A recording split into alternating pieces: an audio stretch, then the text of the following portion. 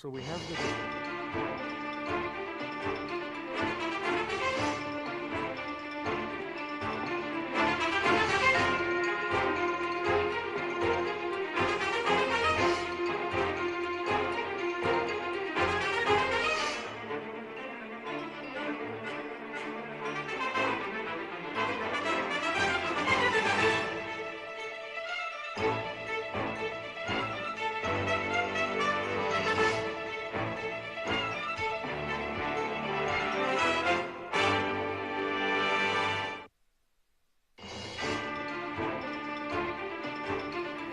Good evening and welcome to Rock, Paper, Hand Grenades. I'm your host, Joshua Solomon.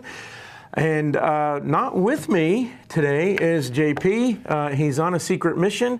He might finish that mission and show up in studio, but if he doesn't, we wish him well. As always, Rock, Paper, Hand Grenades is sponsored by the Wilson Hill Pistol Club, the oldest sports shooting club in New Hampshire at 1732 Lakeshore Road. Membership meeting is every Wednesday, the first Wednesday of every month at 7 p.m. Open membership. We don't have a closed membership like other firearms clubs in the state. Training. We do have training scheduled. So there's a couple of trainings scheduled. Let's take a look. We have, well, the only one I can see on the schedule is defensive shotgun. On Saturday, November 9th, and you can sign up for that defensive shotgun class at wilsonhillpistol.org. All of these classes are great classes. There is a fundamentals class that's taking place, but we're not sure which day it's going to be on. We'll talk about that next week. Anyway, that's our sponsor. We got that out of the way. Tonight's guest is Diane Bitter from the 603 Alliance. 603 Alliance. I am having a lot of trouble talking today. I do this all the time, and for some reason today I am just flustered. I've had a long day. How you doing, Diane? I'm doing very well, thank you, and thank you for having me.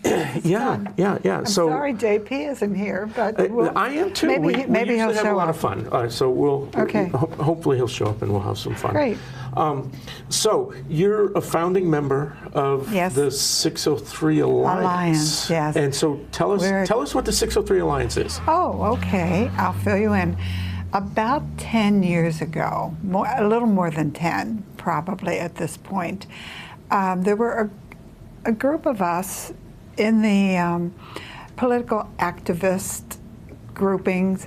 We were all Tea Party members. And the Tea Party was starting to just kind of disappear, and not much was going on. And we decided, we got together, most of us in that group of people were serving as state party officials. I was the state party secretary, and JP, of course, which is how I knew him, was the vice chairman at the time. So, and there were a number of us who had been through very, very close association and a lot of activist work during the Tea Party. And we felt like we weren't doing very much by just being on the e-board of the state party. We needed to do more. And so we decided we could probably do more if we weren't associated with the mechanics of the party, because frankly there are lots of rules, things you're not allowed to do. Mm-hmm. And so we thought about it for a while, discussed it, and eventually this group of about, at that point we had about 12, 15 people who were interested in doing something. So we all resigned our jobs with the state party and we formed this organization. And the whole point of this was to do the things that we felt the party should be doing and just either didn't have the manpower or didn't have the financial facility or the time and effort. And that was really how we began. And our mission statement is to, now I'm going to get it wrong, basically to it'll come to me in a minute. But basically, it's to follow the Constitution. Right.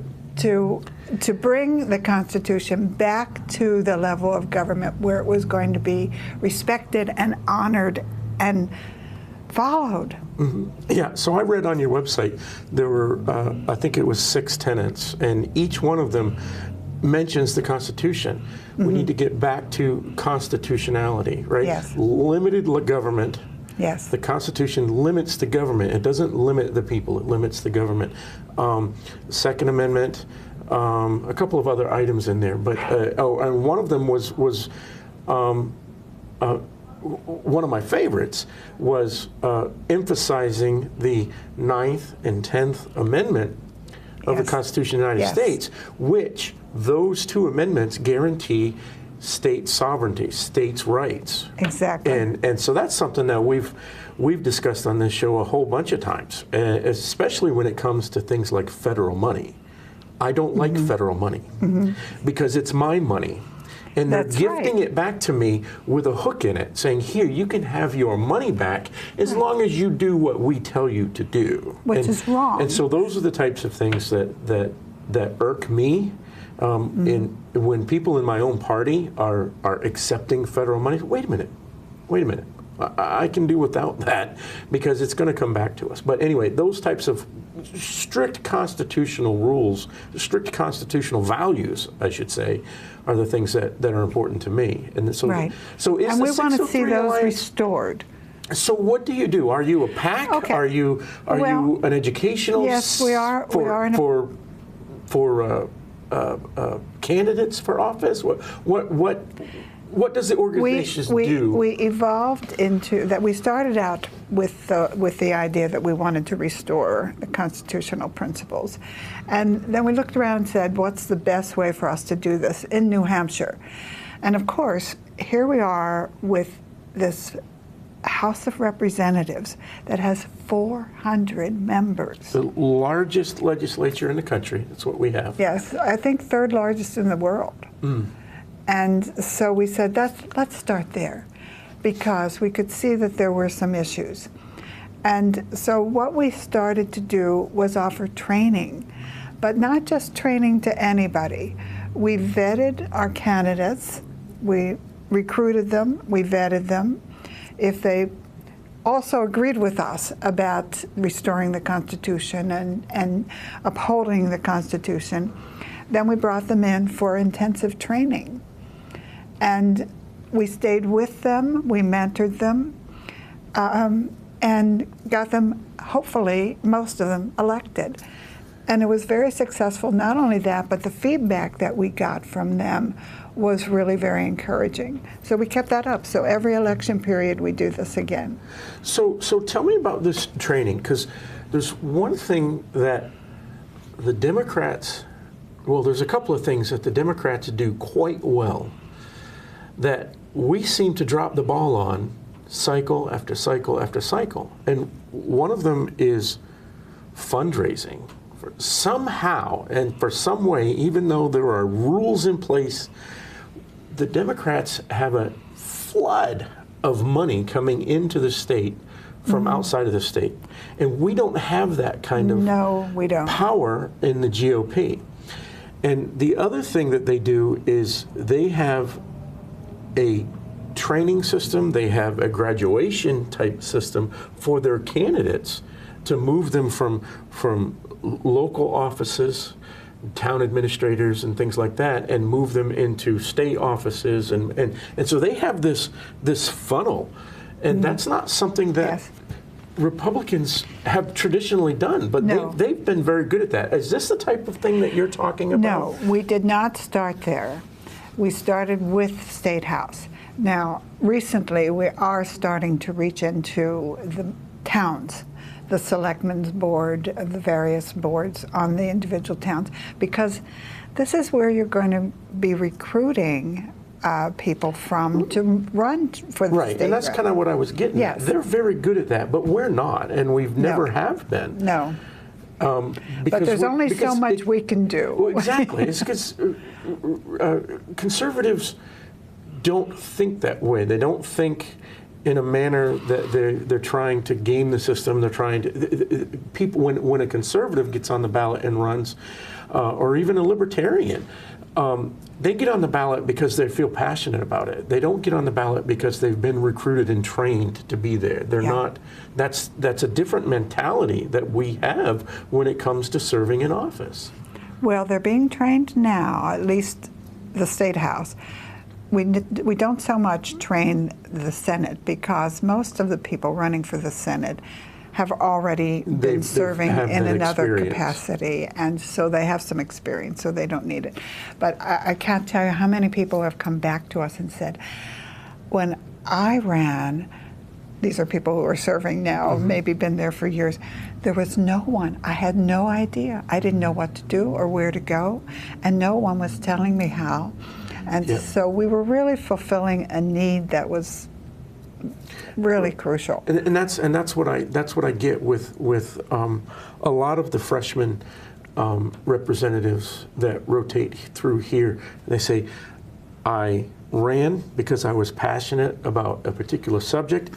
I won, and once I won, I didn't know what to do with myself. Didn't know what to do. Right? I show up at the State House, and so now there's a bunch of rules. You got rules of order, Robert's Rules of Order. You've got all kinds of things that you've got to learn, things that people don't think about when they're passionate, right? When they're running for office and they just want to get something done, or they want to correct something that they see as a wrong that's taking place, or that they just need someone else to not be in office anymore, so someone needs to run against them. Right. But they get there and they don't know what to do. Well, this is what we do. We put them through.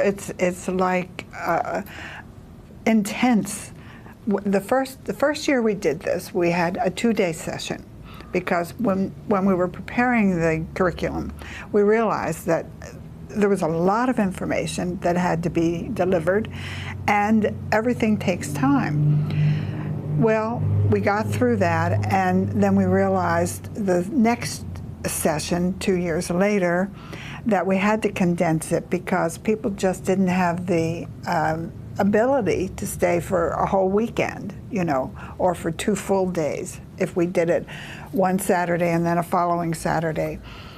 So, and we never charge them for any of this. We feed them, we give them all the materials, everything. So that's what we provide. But we found that we could streamline it and make it one long day. And we work straight through lunch. Lunch is a working lunch. And we give them everything that they need to know. And we've had people come back to us and say, thank you, thank you, thank you. I was well prepared.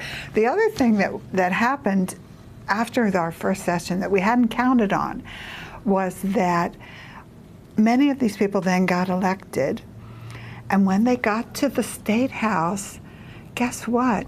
They saw all their fellow trainees there that they had met, because not only did we have them mingle and get to know each other through various breakout sessions and exercises and the training involved role playing as well, a lot of that. So these people actually knew one another, and then at the end of the training period, we took everybody from all of the classes and threw a big party for them so that they'd have a social time together.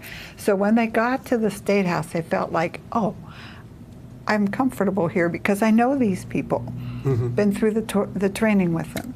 So that was a big plus. Yeah, it is a daunting thing because, like you said, we have the largest legislature in the country, 3rd largest in the world. I did not know that portion of it because our Congress is just as large as our legislature, right? Is almost as large or slightly larger, actually. Oh yes, that's number 2, I think, right? Yeah. So, but in addition to that, we don't pay our legislators. No. Other states, down in Massachusetts, what? A state legislature gets they start out at, I think, $80,000, somewhere in that range, right? But a veteran legislator is up over in the 6 figures and whatnot. Wow. But here in New Hampshire, we pay $100 a year. Yeah. Right? When the New Hampshire state constitution was written, almost 200 years ago, the hasn't salary changed. for our state legislators was $100. And so the other side of it, we have the largest legislature in the country, but the other side of it is our legislature, everybody has a day job, right? Most of them or, do, or yes. they're retired or independently wealthy. But So the point is they really they're are. volunteering their time. The Yeah. people who are there want to be there. They want to serve the state, and a large portion of them, if not a majority of them, at least of the ones that have come through and sat at my desk, they have day jobs. Right? So like you said, a 2-day, 3-day training session, this is a huge chunk of time out of their personal lives, out of their personal jobs. And in addition to, if they do win, they now have to manage their work week in such a way that they can do this. Many of them are self-employed, so that's how they're able to do exactly. it. And But showing this is up and having to deal with that on day one, in the January session, and realizing, okay, my life is about to change drastically, and I don't know anybody here, and I don't know the procedural rules here, right? Yeah, so but we give them a lot all of of things that. going on there We that, give them that all are the intimidating. we bring in various speakers who are experts on the rules of the procedures about how to be a citizen legislator, how to manage your time, how to campaign. We do practice drills with campaigning, door knocking, what to say, what not to say, how to do your literature, how to design your yard sign. Again, with your website. Do you want a website? You need a website. Let us help you build your website. So that's what we do, all of that. And so, okay, so it's a training organization, or it's an advocacy organization? It's a little of that. We've concentrated on the candidate training, but we also do a lot of other things, like the thing that's coming up in a week and a half. Oh, I did my homework. Getting in there. Yes. Okay. Yes, we have another event coming up, and we call this event. It took us a while to come up with the name, and people say, "What does that mean?" It's called RevCon. RevCon. REV, capital CON. RevCon. We did this once before in 21, and it was such a blast, and everybody loved it. It was a conference for political activists, for them to come together to discuss the issues, to hear about what are the latest thinkings on a particular subject, hash it out with others also in the conference, and just spend a whole day together. It's 9 to 5 for that event. Then we take a little break where everybody can, catch their breath, do whatever they have to do, come back, have cocktails. Sometimes it's a cocktail reception, and then we have a dinner. Now, when we did this, I don't have the program for this year's because it hasn't been produced yet. But the last time we did this, we had Mike Lindell as our keynote speaker, and he was just fabulous. But I have to tell you, may I tell you a funny story? Absolutely. Okay. So when we finally convinced him to come, and when we were bringing him into the building, here were this is the DoubleTree, massive gathering of people waiting for Mike Lindell to come in, and we're outside the doors, a couple of the other board members and myself, with Mike Lindell and Mike's guest, and he sees all of these people and he says, "I can't go in there." And we said, "Why not?" And he said, "What if somebody has a gun?" And we all cracked up and we said, "Oh, Mike, this is New Hampshire. They all have guns." It was the funniest thing. It should have been, Mike, you should worry about the people who don't have guns. Because they're the odd ones out. So. But the logo for RevCon is basically that this is a Minuteman, as you can see, and Rev means revise, revolution, any word that you want to fit into that, and of course convention for con. Right. So it means a whole lot of things: reform, revitalize, refresh, all of those kind. And so that's how we came up with the name. But everybody's always a little amused by this.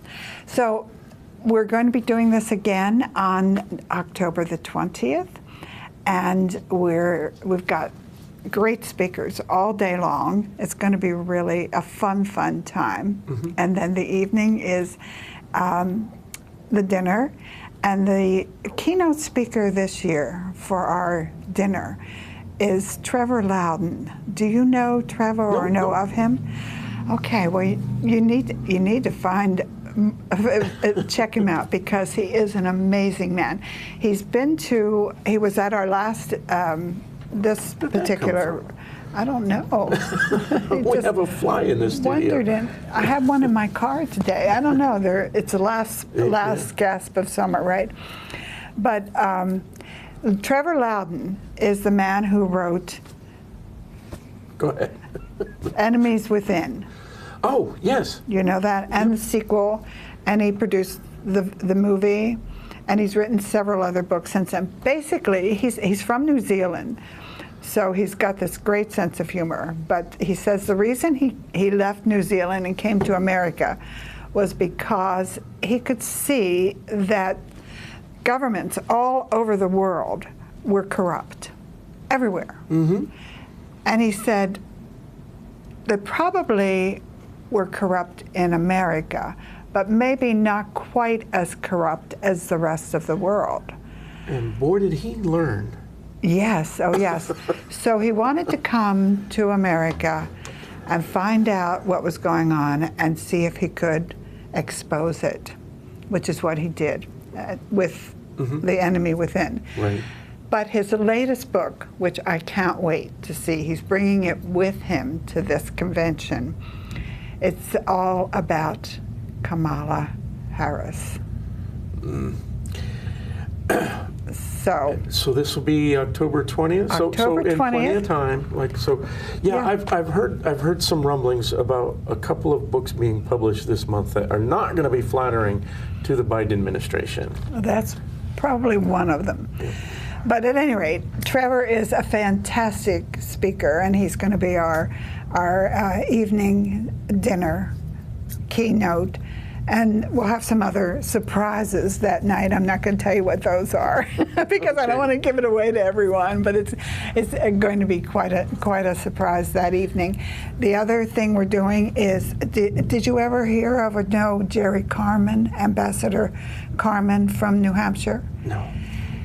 Okay, probably it was before your time. I never met him either, but he passed last year. He had been the ambassador to the UN when Reagan was in office. And he also did many, many things to help New Hampshire back in his day. And we just felt like we wanted to do a tribute to him because his family had a service for him in Washington, D.C., where they are now. But they're coming up for this event so that they can participate in our ceremony for honoring Jerry Carmen. And so that's going to be our lunchtime event. But in between, in the morning and in the afternoon, we'll have lots of speakers. Some are panels, some are individuals. We have just every subject you can imagine. So tell me about the timing. This took place in 2021, after the election season, but this year you're doing it in October. Is there a reason, or is it just is timing a reason? Well,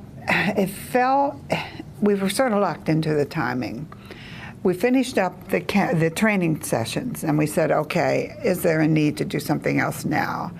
And we felt, when we did the first one, it was not an election year. But it was a very stressful time. It was coming out of COVID. People were very distressed, very upset, still getting over the trauma of the COVID pandemic lockdown, and they needed something to get them charged up again. And so that's why we did it then. The reason we're doing it now is because everything that you see when you look around you, it's in chaos. It is. It is, and we need some. I don't know if we need some direction. We need some solid direction. We need some solid leadership, and we need some hope. Exactly. And that's what this is designed to do, to inspire people to say, "Don't give up.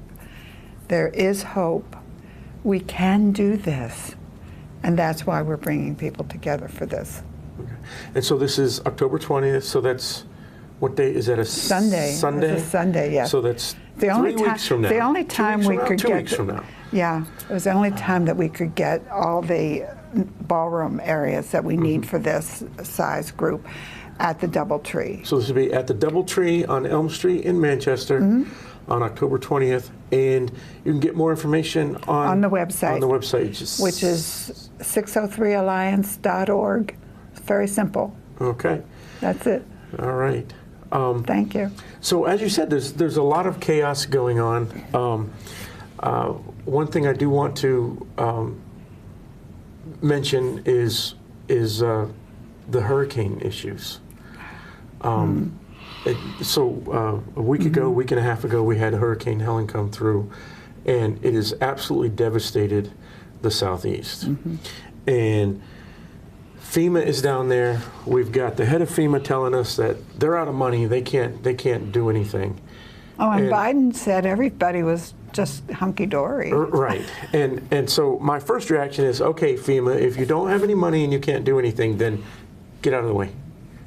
Go somewhere else. Right. The Federal Emergency Management Agency, once a disaster is declared, they have control. They are ceded control. Local authorities have to cede to them, and that's absolutely horrible when FEMA does not have the resources, the manpower to do anything, and then they're telling people to stop what they're doing. You know, we've got a fellow down there who's got his own helicopter, and he's rescuing people, and FEMA's saying don't do that anymore. Yeah. But they're not allowing these things to happen either, right? They're not. We have stories of Black Hawk helicopters transported into the area, but the crews are sitting on the ground saying, we haven't got our Title 10 orders, we're not allowed to do anything. Yes. Meanwhile, at the same airport where these 2 military helicopters are sitting, we've got civilian helicopters and civilian planes going out and doing search and rescue ops out of the same area. So that's one, there's a leadership problem, there's a money problem, and we need to pray for those folks. Absolutely. And now we're just being slammed with another one. Hurricane Milton is making landfall right now as we speak, and hopefully everybody get out of the way. I talked to some coworkers yesterday at like 3 p.m. and I said, "Dude, you're late. Move it." Right? Yes. And he's literally on Zoom and he's sitting there in Tampa. I'm like, you're in the bullseye. Yeah. He says, "I'm leaving as soon as we get off this call." I was like, okay. So we're going to pray for those folks there. That's some chaos. Another bit of chaos, well, there's a lot of chaos. So, we've got the Ukraine. We've got a war in Ukraine that's going on. And not to mention the chaos that this election is. Well, that's from the get-go. The way things came together with the Democrats, unbelievable. This has never happened before. Oh, it's an installed candidate, but it all kind of works together. We've got a war going on that the current administration is backing 100%. A war that I've said on the show before that I want the killing to stop. I don't have any love of Russia winning the war, getting what they want. I just want the killing to stop.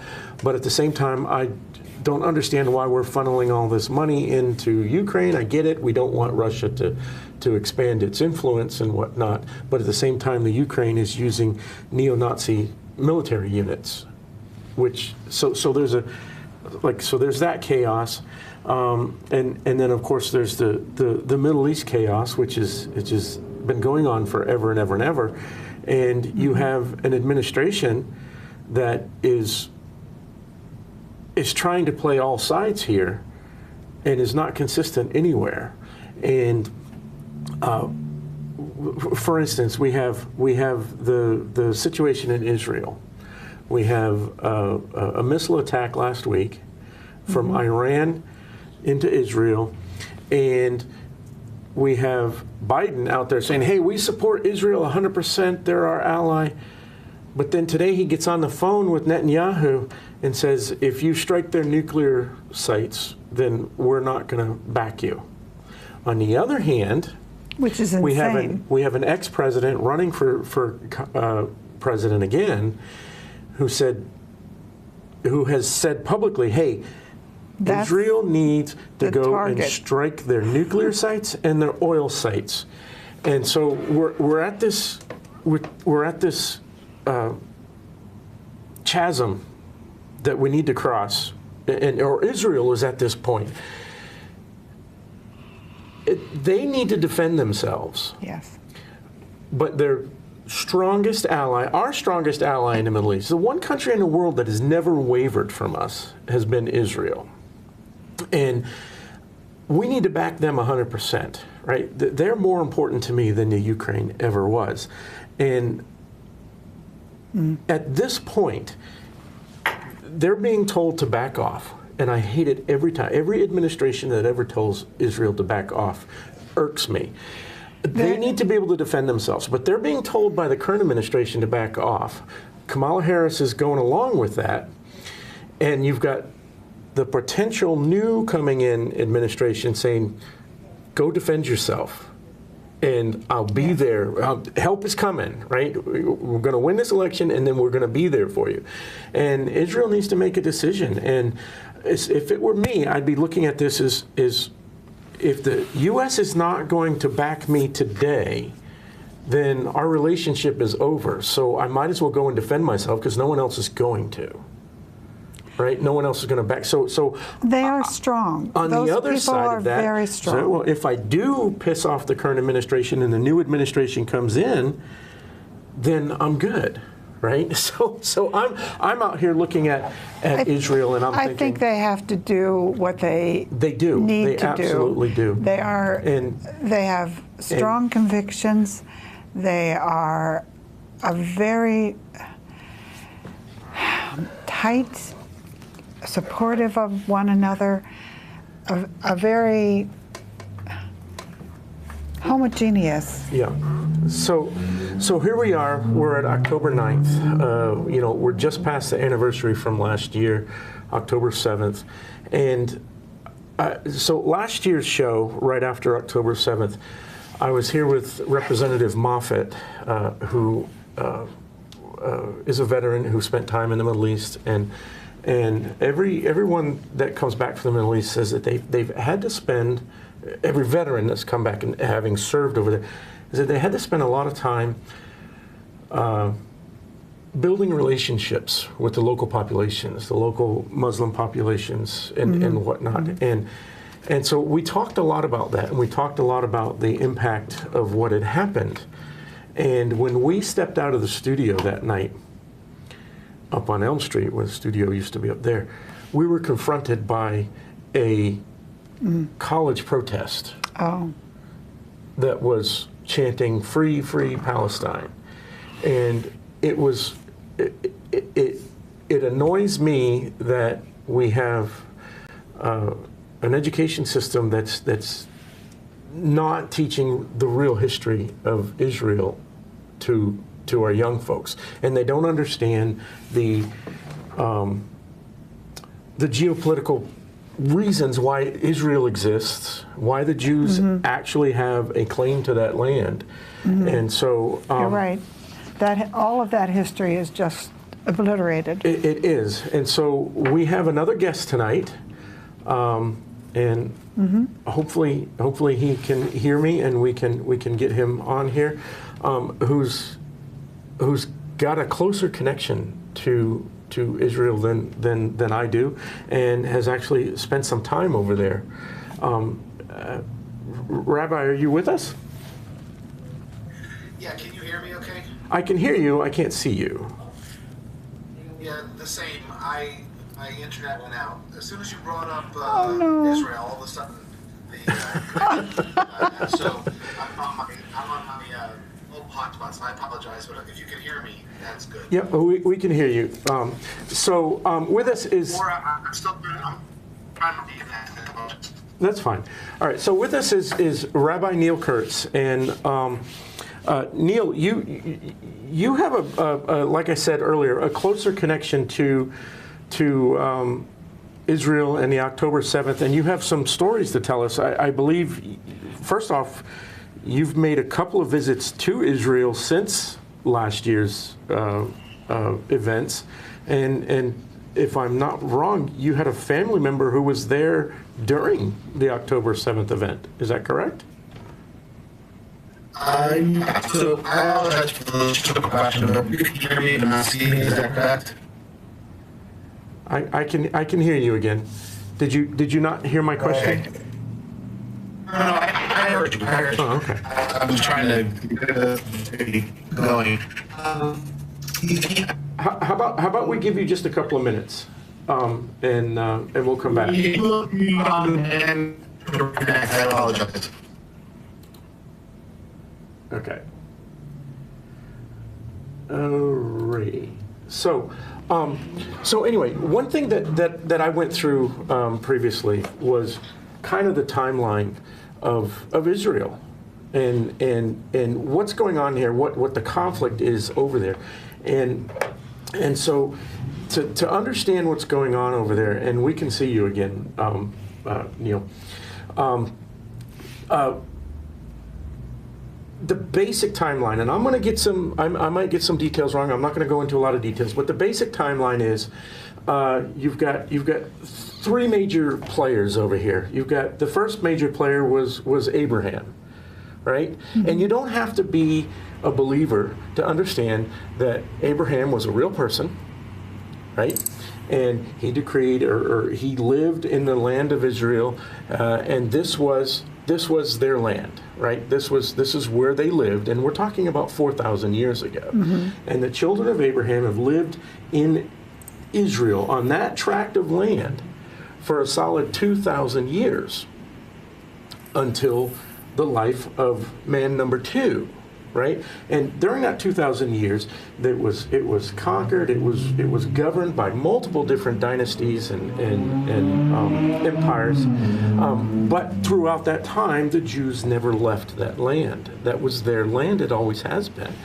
And we get to the life of Christ. We get someone who has become very influential in the world. He became a real pain in the butt to the Romans, and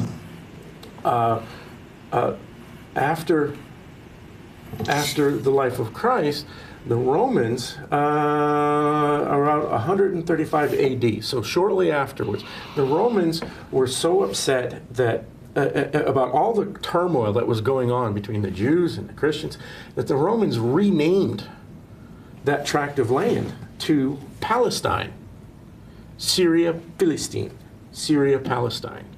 And Palestine was then ruled by the Romans, it was ruled by the Ottoman Empire, it was ruled by multiple entities.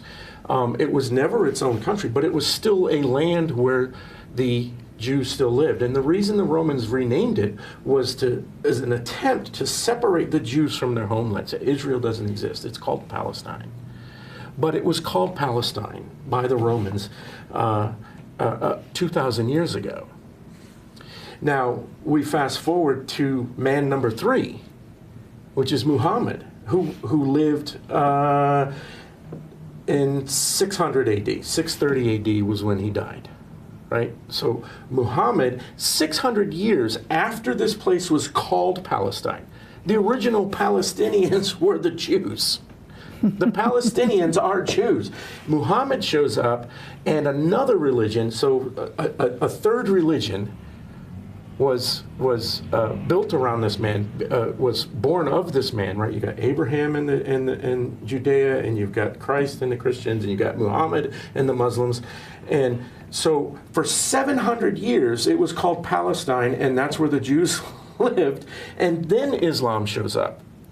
And then for the next 1,300 years, until the early 1900s, again, you have multiple organizations or multiple governments ruling the place until the fall of the Ottoman Empire, and you got the British Mandatory Palestine, which cedes control of that area after the destruction of the Ottoman Empire to the religious leaders in the area. Mm-hmm. And it wasn't until the 1930s where you had the Arab Revolt, where you have Arabs who are designing, for the first time, a Palestinian flag. They have a Palestinian charter. And so the Arab Palestinians never even laid a claim to that tract of land until 100 years ago.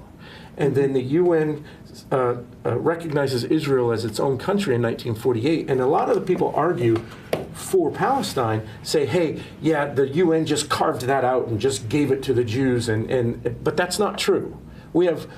That land has been occupied by the Jews for a solid 4,000 years, and they've never left.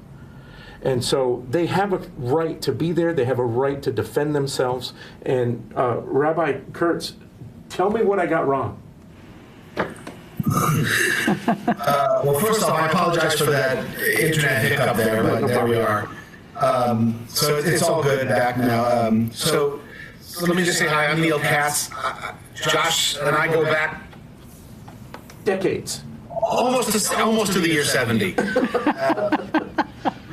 Crazily enough, we met in the early 80s in Virginia Beach, and so I'm so glad that he reached out to me.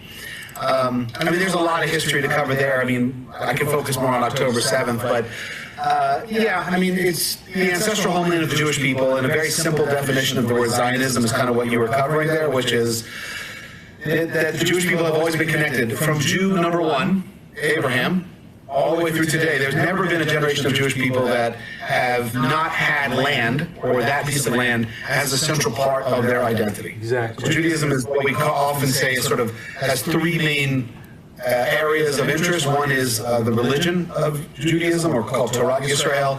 One is the peoplehood construct, called Am Yisrael, and land, Eretz Yisrael. And so throughout history, in different generations, in different places, we've had different relationships with those three pieces of the triangle. The land component has never gone away. It's a foundational part of Jewish identity.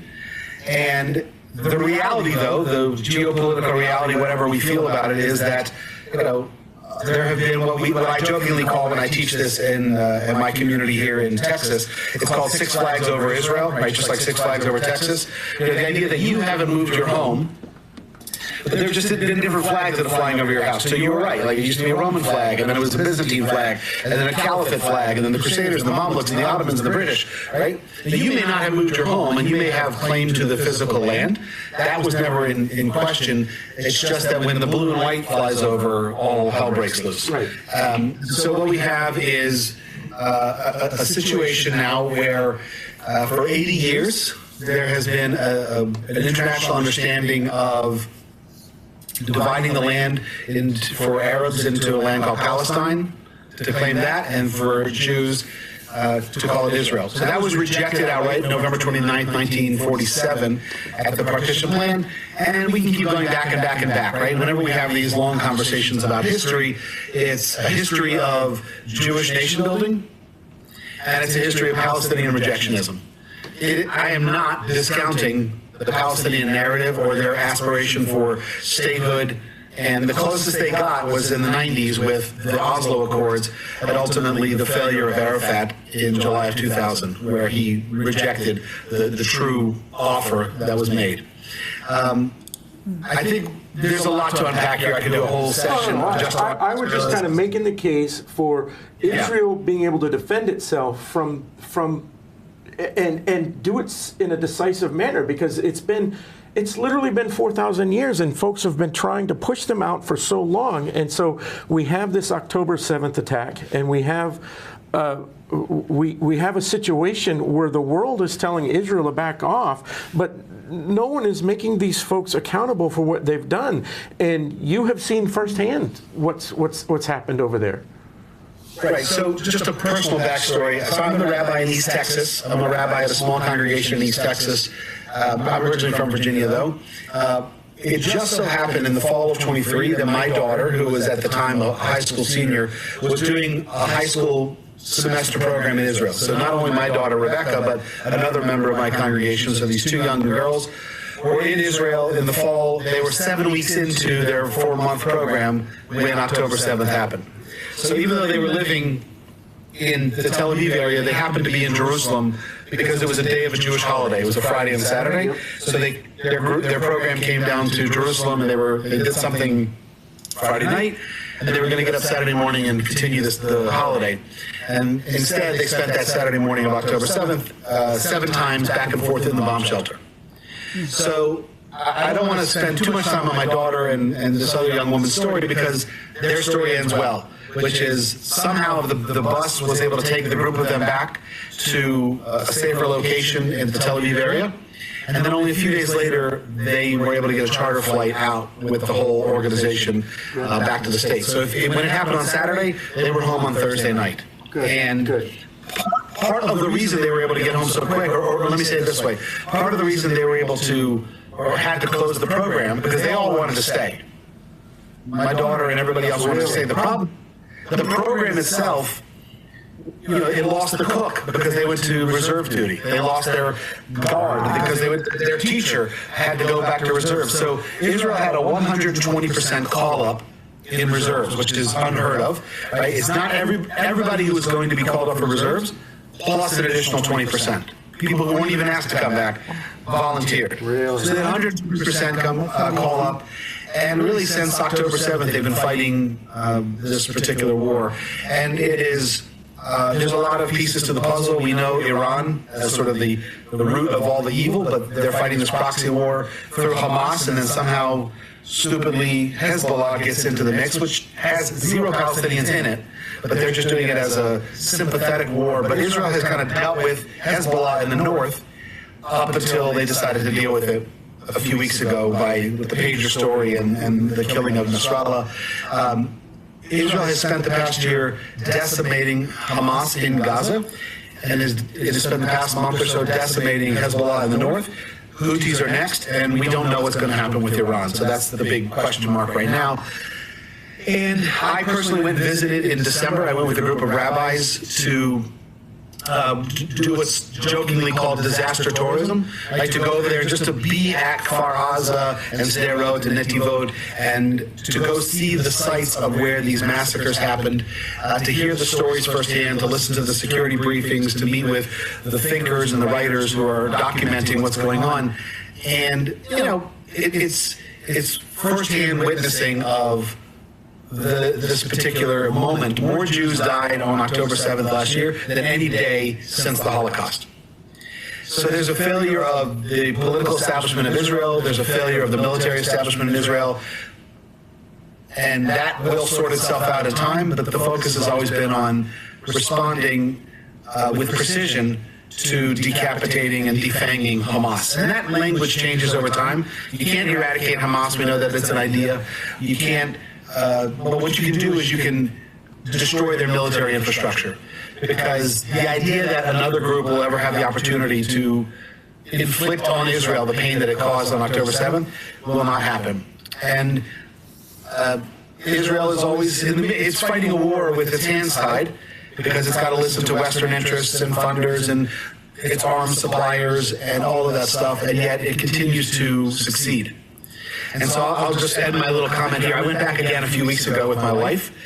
We were there. We did some volunteering at Hostage Square. We visited some friends. We also did some tourism in the Gaza area. We visited the Gaza area just to get a sense. She had not been back, so we wanted to go visit some areas. I already know how this ends. So I'll just end with this little comment, and then I will talk. I already know how it ends. It ends with, we win. It ends with Israel's. It has to, because the Western interests are too, they're too caught up in their domestic conversations to really understand that Israel has the best instincts for survival, and Israel functions mostly in a defensive mode. There's a great line that I hate quoting cliches, but this is as good as it gets. Hamas wants to commit a genocide, but can't. Israel could, but doesn't. Right. And so, yeah. I've read some of your writings, and one line that I thought just kind of underscores exactly what you just said. You said that Israel is the only country and the only army in the world that is expected to conduct war perfectly. Right. Yeah. Because if a single civilian casualty happens, I mean, war is war. Bad things happen. Bad things happen.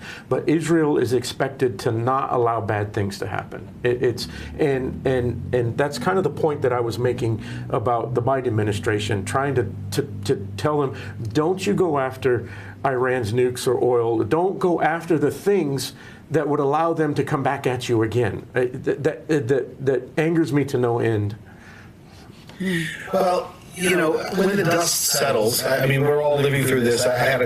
We're in the middle of between two major Jewish holidays right now, Rosh Hashanah and Yom Kippur, when we're recording this. So we've had every congregation on the planet has had this conversation over the past few days because it's our first major kind of regathering since last year. I mean, there have been plenty of holidays, but this was a particularly important moment to process this. When the dust settles from however all this ends in Gaza and in Lebanon, Israel will be commended, and I know that's a hard thing for people to hear.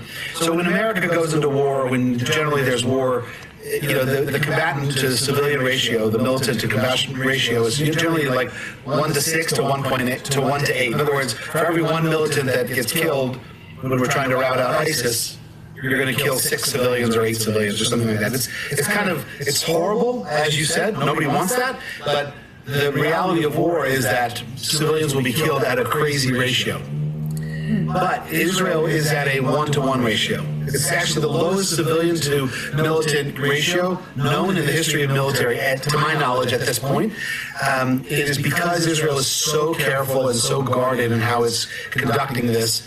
It does not excuse any mistakes, but again, it's war, so we don't expect things to happen perfectly, as you said. And that hurts us because we want to both, nobody wants death, but we need Israel to be secure.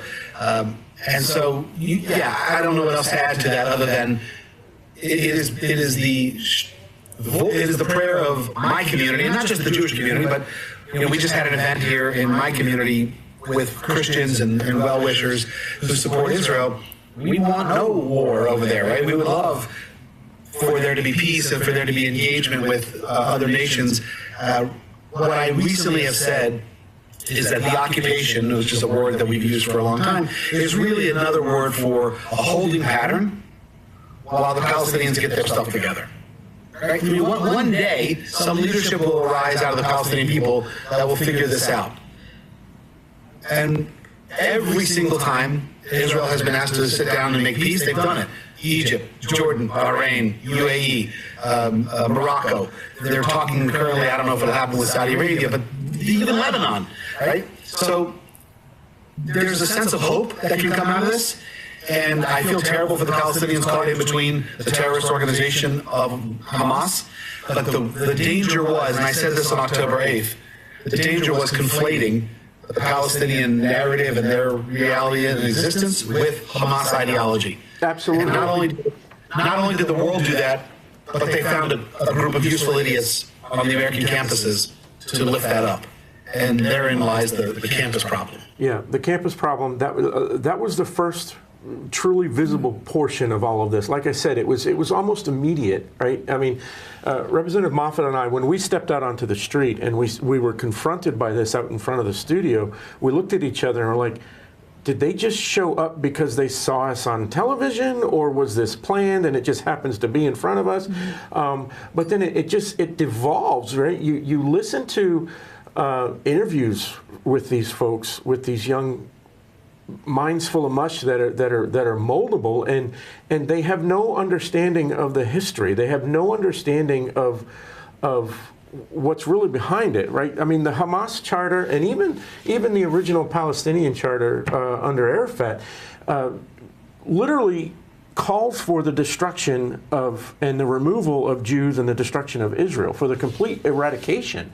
And they don't understand that. And I don't know why that's not taught. You've got a media that is pretending to be blind to those things. It's absolutely frustrating. But the most frustrating part is the young people who don't understand. And I think we're starting to make some inroads into educating folks about this has been going on for literally 2,000 years, right? And I'm not convinced that we're going to see a full-on peace in the Middle East within my lifetime. I mean, we're going to be going on this way, and like you said, it's kind of a holding pattern until the powers that be, until the Palestinians elect leaders and appoint leaders and follow leaders that are going to be rational about what's going on over there, about learning to live together cohesively.